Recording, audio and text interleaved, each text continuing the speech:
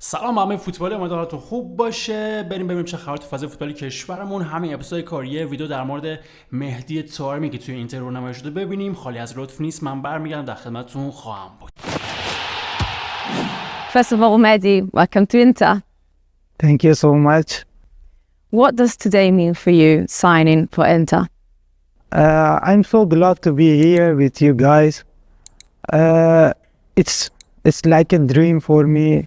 I'm feeling so good about that, and I have to say, it's the best moment of my life. You're also the first Iranian player to join Inter. You must be feeling really proud. I knew that, and it was my thought, and I did best for that to be here, and I think it's so good. You're about to face also a new league. What are your thoughts on the Serie A? What are the aspects that you appreciate most? Serie A is like big league in the world, and I try to do my best as always I did, and I wanna do my best job in Inter. As a centre forward, what kind of style would you say you have as a player? As a central forward, I have to scoring, assisting, and winning the games, which is more important for the team. What do you think will be your contribution to the team of the Italian champions? We are in Inter as a big club. You have to winning all the game. We have to focus on that, and we have to try our best. Each part of the players, the staff, or all the club to win the game and go step by step until then. Your father used to be a footballer. Is that what led you to get into football? And what role did he used to play? Yeah, for sure. He been the league legend in my city, hometown. And as a 6 years old, since I was 6 years old, I did my starting of football, and he always cared about me, and he made me this, and he made me training, and yeah, it was so good for me. Have you got a nickname that your fans, the new fans, the Inter fans can call you by? When I was in Porto, they called me Prince of Persia, but let's see. Have you got a message then for your new fans, the Inter fans? Is there something you want to tell them? Yeah, for sure. We are here. I'm here to help, and we have to celebrate until the end. In many competitions we have, and I promise I do my best to them, and we end of the day we have to celebrate all together.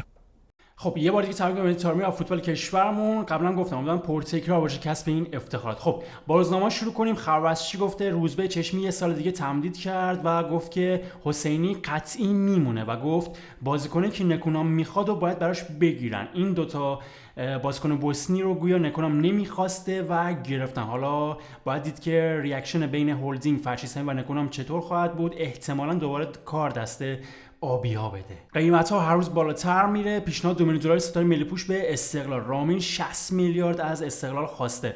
حالا شما نظرتون رو بگید. ببینید آبیا استقلال لطفا نظرتون رو بگید توی کامنت ها. من نظرتون رو توی ویدیوهای بعدی بررسی میکنم و اسمتون رو میبرم و کامنتتون رو میخونم. این رو هم بگم که توی ویدیو قبلی آقا امین عزیز کامنت داده بود و گفته بود که استقلال پرسپولیس رو دارن گذاشتن گوشه رینگ و دارن میکوبنش. ممنون از آقا امین بابت نظرش. خب حالا آبیا میتونن نظرشون در مورد رامین رضاییان بگن که آیا ارزش این قیمت رو داره یا که نه. اسپانیا سال هردانی رو هم میخوان. ببینید یعنی استقلال اگه هردانی رو از دست بده خیلی ضرر میکنه، چون هردانی واقعا عالیه. یعنی ببینید وقتی استقلال خرید خوبی نداره، از اون طرف هم بخواد ستاره‌ای مثل هردانی رو از دست بده، واقعا براشون فاجعه خواهد بود. شانس سپاهان برای لیموچی بیشتر از پرسپولیس. گویا آلمان و عراق رضادنامه لیموچی رو برای پرسپولیس ارسال کرده، اما خود لیموچی فعلا تردید داره. گویا منتظر پیشنهاد مالی بهتره. حالا هر جا بهش بیشتر بدن احتمالاً بره همونجا، پرسپولیس یا سپاهان. حالا پرسپولیس و سپاهان میتونن نظرشون رو راجع به لیموچی بگن. آبیا بعد از رامین عمری رو هم میخوان. مذاکره استقلال با دومین پرسپولیسی. عمری ببین بدک نیست به نظرم، حالا چه توی پرسپولیس چه استقلال بمونه به هر حال میتونه مفید باشه. استقلال در رادار استقلال بم نقل و انتقالات آیا منفجر میشه؟ سوالیه که مطرحه. حالا یکی دو روز آینده باید معلوم بشه دیگه تصمیم رامین رضاییان چه خواهد بود. رضا درویش هم بعد از فروش عبدالکریم حسن و پولی که به دست آورد دست به کار شده و گویا تماس داشته با رامین رضاییان تا ببینه قیمت پیشنهادی خود رامین چقدره، آیا میشه باش مذاکره کرد یا نه. حالا درویش که قبلا گفته بود که سقف هر بازیکن براشون 20 میلیارد هستش، اما رامین داره حرف از 60 میلیارد میزنه. حالا باید دید که چه اتفاقی خواهد افتاد. روزنامه بعدی ابرار ورزشی گفته شهلا بهروزی راد گفته خوشحالم نماینده بانوان ایرانی هستم، میخوام در پاریس خودم باشم. اعتراض بزرگ سرخابیا به کاهش سهمی بازیکن خارجی در آسیا موفق نخواهیم شد. قبلا گفتم این شکلی نه، میشیم زنگ تفریح. بعد از مهاجم و مدافع چپ نوبت به دفاع وسط رسید. فلاح آبی پوش میشه. پایانی به شایعات اختلاف با باشگاه روزبه موندنی شد. همچنان خبری از خرید جدید نیست. نقل و انتقالات پرسپولیس آتش زیر خاکستر. مهدی عبدی که موندنی شد برای قرمزها، عیسی هم یه فصل دیگه با قرمزها بست و میمونه، اما تکلیف علی علیپور مشخص نیست. در همین راستا همین تیتر هم کار شده. علیپور به عیسی و عبدی ملحق میشه؟ سوالی که مطرحه. 3 تفنگدار در خط آتش سرخ. عجله برای پول بیشتر بلای جون مرد سال آسیا. عبدالکریم میره اما شاید محروم بشه. با ورود 1 سال دیگه قرارداد با قرمزها دیگه تمایل به موندن نداره. بلوکره حالا بیشتر مایله که بره تا شانس بیشتر برای حضور در تیم ملی قطر داشته باشه برای جام جهانی 2026. پرسپولیس هم خدایی سود خوبی از رفتن عبدالکریم حسن برد و با این پول میتونه حالا چند تا بازیکن بگیره، یکی دو تا اردو توی قطر بره. روزنامه بعدی، روزنامه ایران ورزشی، شاگرد ساوا گاریدو گزینه جانشین دانیار، توافق نهایی پرسپولیس با ایوب. حالا باید دید که قطعی میشه یا که نه، ولی چون با گاریدو کار کرده احتمال اینکه بیاد زیاده. بمب‌های درویش عمل میکنه؟ سوال هستش که مطرحه. 3 خارجی بزرگ در تیراس پرسپولیس. واعظ آشتین چی گفته؟ گفته در فوتبال اژدهای 7 سر فساد وجود داره. کلا تو مملکت اژدهای فساد وجود داره، البته با وجود این رژیم مفسد. هردانی رقم 28 میلیاردی و آپشن رو قبول نکرد. پای پیشنهاد نجومی در میانه. ببین هیچ وقت تعصب پیراهنی وجود نداره. امثال رضاییان، هردانی، لیموچی، اون دلغکه، بیرانوند، ترابی، خلاصه همه بازیکن‌ها برای پول بیشتر از هر پیراهن هواداری میگذرن. پس سنگ اینا رو به سینه نزنید. برنامه نکونام برای جذب رضاییان به جای کوین یامگا که انصافاً هم جایگزین خوبی خواهد بود.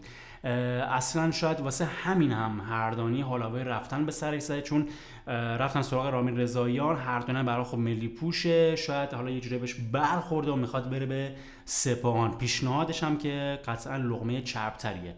تغییر مسیر بازیکن آلومینیوم لیموچی در اتوبان تهران اصفهان. هیجان مهدی استقبال ایرانی‌ها از ستاره جدید کالچو از مهدی دیروز رونمایی شد. خلاصه ویدیوش هم که براتون گذاشتم. روز متفاوت ورزشکاران المپیکی. بدرق مسافران پاریس با دعای خیر مادران. تفکرات پرسپولیس با گاریدو تهاجمی میشه. فکر کنم پرسپولیس دوست داشته باشن که تیمشون تهاجمی بازی کنه. آل کثیر گفته پرسپولیس بازیکن بزرگ میخواد. روزبه یه فصل دیگه در ترکیب آبی‌ها و گفته که حسینی در استقلال میمونه. چالش جدید دانشگر و یزدانی در سپاهان. حزباوی جای کدام ستاره رو میگیره؟ دقیقی در انزلی. شمس‌آذر همچنان بلا تکلیف. مهدی تاتار هم که با گلگهر بست. البته حالا گفته میشه ممکن همین متحری بره به شمس‌آذر، ولی خب البته اگر نره به فولاد و دستیار یحیی نشه. خب روزنامه بعدی، فرهیختگان ورزشی. آخرین تلاش پرسپولیس برای جذب لیموچی. 1 میلیارد بیشتر از سپاهان میدیم. گزینه مراکش جانشین حسن، همون شاگرد سابق گاریدو ایوب دیگه. عدم حمایت مالی اسپانسرها از پرسپولیس در فصل نقل و انتقالات. ببین فقط موضوع پرسپولیس نیست، کلا از استقلال حمایت نمیشه. کلا این هولدینگ و بانک‌ها اینا همش چرت و پرته و هیچ حمایتی از این تیم‌ها نمیشه. تنها راه تمیز قرارداد گویلسیانی با سرخپوشان. گویلسیانی یه آورده مالی هم برای سرخا توی یورو داشت. حالا میگن از تراکتور پیشنهاد مالی خوبی داره و شاید بره به تراکتور. علیپور بالاتر از سقف میخواد. دمش گرم. پول نقد در مذاکرات نقل و انتقالاتی حرف اول رو میزنه. همین موضوع باعث شده سرخابی‌ها تا اینجای پنجره تابستانی شرایط مساعدی نداشته باشن. همونطور که گفتن واقعا من نمیفهمم این هولدینگ و بانک‌ها پس دارن چی کار میکنن. سپاهان و تراکتور بازار رو جارو کردن. استقلال چطور و با چه ترفندی در فاصله کمی سوده معرفی شد. برخی از اینا رو حذف کردن تا زیانده نباشن. معمای 2 خارجی ناخوانده، بوسنیایی‌های هولدینگ در راه تهران. حالا جالبه نکنم مثلا نبود توی باشگاه و این 2 تا بازیکن جذب شدن. عجب. روزنامه بعدی، روزنامه گل، ترکش‌های توافق احتمال رضاییان با استقلال. پرسپولیس برای هردانی پیشنهاد فرستاد. بچه‌ها لطفاً همین الان دکمه لایک رو بزنید و کانال رو سابسکرایب کنید. امروز مشکل حل نشه سمی استعفا میکنه. قول 200 میلیاردی هولدینگ به باشگاه. حالا لابد مثلا قول قبلیشه دیگه. با 3 بازیکن برای 30 سال تمدید کردن و دیگر هیچ. آقای اصلانیان گفته که مدیر عامل پرسپولیس قدرت اجرایی نداره. این پرسپولیسی ها هم مثل قبلی ها در تراکتور موفق نخواهند بود. این آقای درخشان گفته که آقای درویش بجم تا جا نمونی. شباهت پروژه خرید رامین رضاییان با ماجرای بره. آیا استقلال این بار از رامین بازی میخوره؟ سرخابیان نسبت به دوران دولتی بودن تغییر نکن. دقیقا همینطوره، موافقم، گفتم قبلا. اینو آقای مراغچیان گفته که عملکرد هولدینگ فعلا امیدوار کننده نیست. نقش ترابی و اسماعیل فرد در زمان تیم ملی اسکوچیچ فقط 3 بازی و دیگر هیچ. سومی طولانی بعد از 2 اسطوره. جایگاه امن علی دایی. خب آره دیگه، الان رونالدو با 130 گل ملی، مسی 109 گل، علی دایی هم با 109 گل، فاصلش هم با نفر رتبه 4 خیلی زده، 70 خورده زده، حالا بهش نمیرسه. یه خبر رو هم ورسه کار کرده و گفته که رضاییان با استقلال توافق کرده و گفته که رامین رضاییان مدافع فصل گذشته سپاهان در آستانه جدا از این تیم اصفهانی قرار داشت. طی 2 دوره مذاکره با مدیر استقلال سرانجام با آبیا به توافق رسید. گفته میشه مدیر برنامه رامین رضاییان بر سر جزئیات با باشگاه استقلال به توافق رسید و فقط امضای قرارداد و انتشار عکس با پیراهن آبی باقی مونده. اگر اتفاق غیر منتظری رخ نده ظرف 48 ساعت آینده استقلال از رامین رضاییان رونمایی میکنه. من به هواداری آبی بگم تا واقعا رونمایی نشده باور نکنید. خبر ورزشی هم گفته که سپاهان یه شرطی رو برای انتقال فرشاد احمدزاده به پرسپولیس گذاشته. خب حالا قصه چیه؟ پرسپولیس گفته میشه با فرشاد احمدزاده توافق رسیده، اما حالا پرسپولیس متوجه شده که برای جذب این بازیکن باید رضایت سپاهان رو جلب کنه. شرط سپاهان برای پرسپولیس این هستش که پرسپولیس از جذب لیموچی منصرف بشه تا سپاهان لیموچی رو به خدمت بگیره. حالا احتمالاً لیموچی اگر بره به سپاهان، فرشاد احمدزاده هم میاد به پرسپولیس. سهراب بختیاری زاده یه مسابقه انجام داده در مورد استقلال و روش بازی نکونام، با هم ببینیم. شروع لیگ خیلی مهمه. شما لیگ که شروع میشه اگر زمان مناسب داشته باشی، بتونی یارگیری کنی اون بازیکنایی که میخوای جذب کنی، بتونی بازی‌های دوستانه زیادی برگزار کنی، بعد حرفه‌ای بتونی تیمت رو شروع کنی برای لیگ.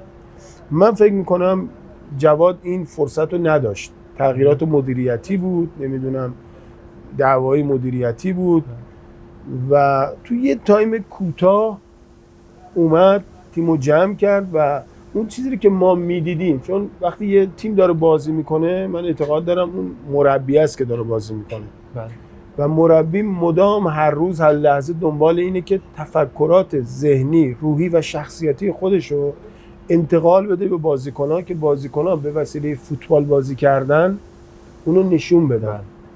تیمی رو که از آقای نکونام من دیدم یه تیم جنگجو بود، یک تیم متحد بود، یه تیم بود که خواسته های فنی جواد رو تلاش میکردن اجرا کنن که به نتیجه ختم بشه و تا هفته‌های آخر این اتفاق افتاد و همچین تیمی قابل احترامه.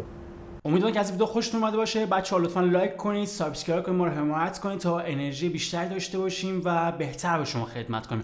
نظراتتون رو برامون کامنت کنید. من توی ویدیوهای بعدی با ذکر نامتون در مورد نظراتتون صحبت خواهم کرد. فعلا تا ویدیو بعدی، خدا نگهدار.